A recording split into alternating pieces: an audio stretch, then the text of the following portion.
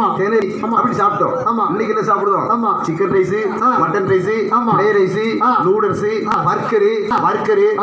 அந்த பெண்கள் சோறு சங்கடப்பட்டா ஏங்க டவுன்ல இருக்கோம் 3 ரொட்டி நல்லா வாங்கிட்டாங்க. இதைத்தான் சாப்பிடுறோம்.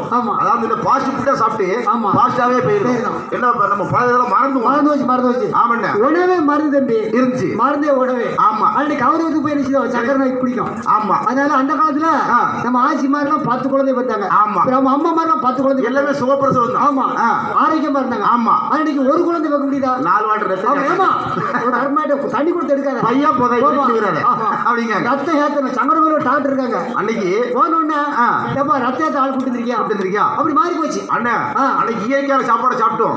வயிறு வலிச்சு குழந்தை பிறந்துச்சு. ஆமா இன்னைக்கு வயிற்று கிழிச்சா தான் குழந்தை வரைக்கும் அப்படி சூழலாகி போச்சு. ஆமா இதுக்கெல்லாம் என்ன காரணம்? பாரம்பரிய உணவு முறையை மறந்துட்டோம். பாரம்பரிய விவசாயத்தை மறந்துட்டோம். ஆமாண்ணா அதுல இயற்கை விவசாயத்தை பண்ணுங்க. காவியா நாகாவியா சரி அது மாதிரி நம்ம திருச்சியெல்லாம் இருக்கு. அதான் நீங்க பயன்படுத்துங்க. ஆமாண்ணா நம்ம சார் தெற்கு விவசாயம் இருக்காங்க. சரி அவங்ககிட்ட அவங்க போய் ஆலோசனை கேட்டு ஆமா இயற்கை வரத்து மாறுங்கன்னு சொல்லிக்கிட்டு அடுத்தபடி அவங்க மத்தியில எங்களை புள்ளிங்க ஒயிலாட்டம் அண்ணா தம்பி இந்த ஒயிலாட்டமும் ஒரு விவசாயம் சார்ந்த ஒயில். ஆமா தம்பி ஆமா தம்பி அறுவடை ஒயில் அப்படிம்பாங்க.